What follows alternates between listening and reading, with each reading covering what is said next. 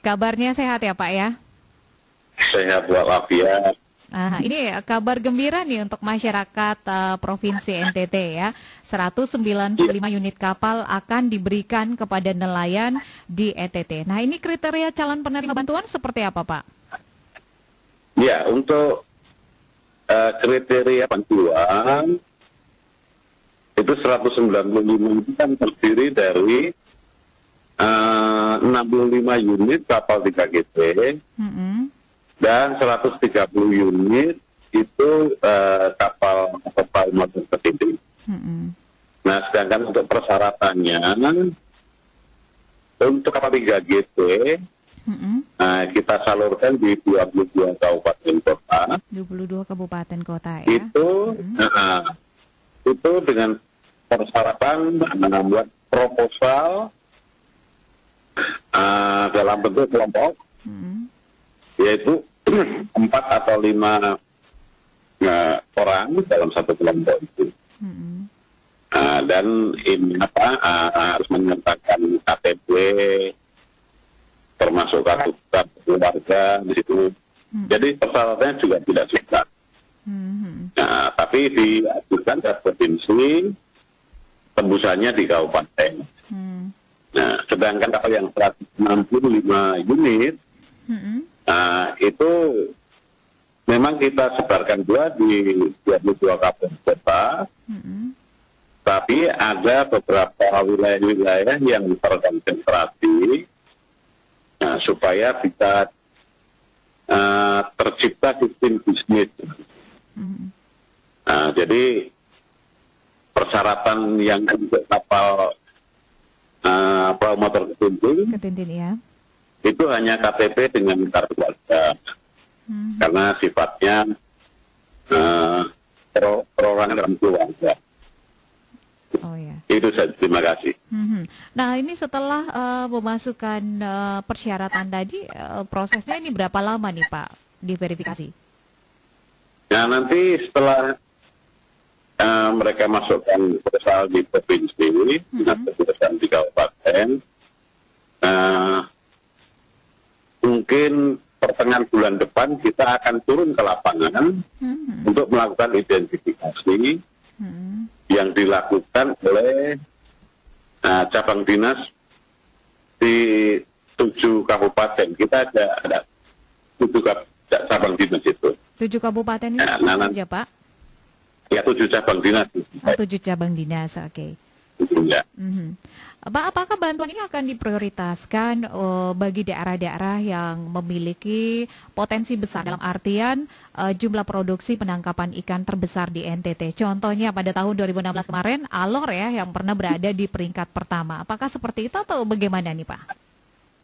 Ya, tentunya gini, di samping daerah itu potensial, tapi daerah itu juga belum, masyarakatnya belum memiliki sarana penangkapan yang cukup masif.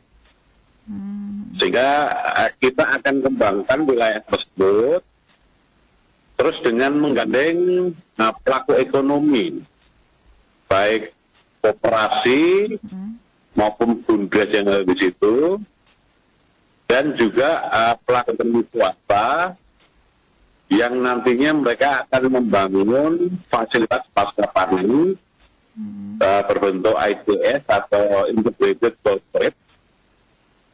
Nah, disitulah nanti ikan tersebut bisa dipasarkan keluar dari daerah tersebut. Kita harapkan dengan dipasarkan keluar dari daerah, itu akan mempunyai nilai produksi atau harga jualnya itu lebih tinggi. Ya, sehingga ini bisa membuat kesejahteraan masyarakat tidak menjamin gitu.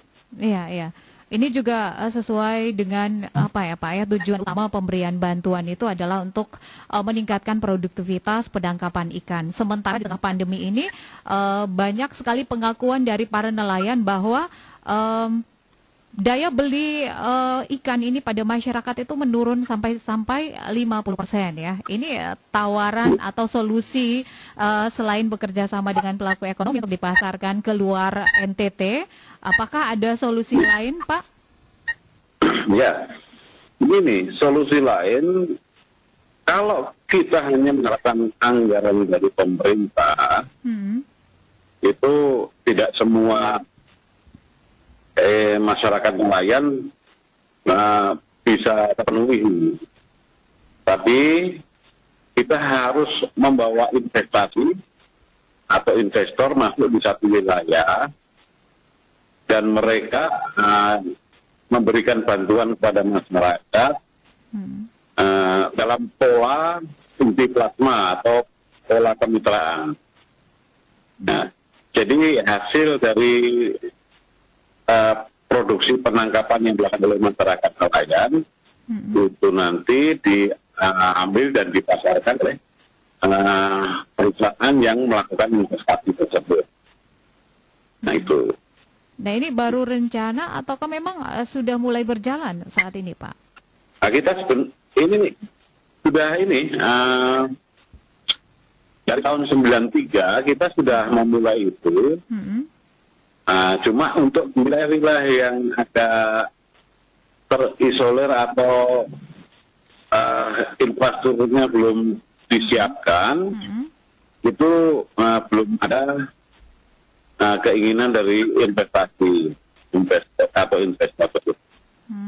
Tapi sekarang ini sudah infrastrukturnya sudah dibangun semua oleh pemerintah provinsi, sehingga kita harapkan para investor itu punya gairah untuk mengembangkan potensi di satu wilayah.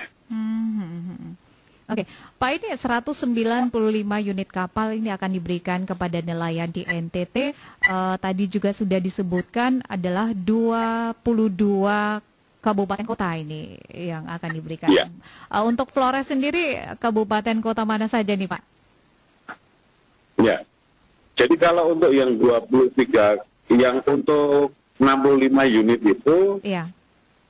itu mulai dari Labuan Bajo sampai dengan Alor, itu kebagian semua.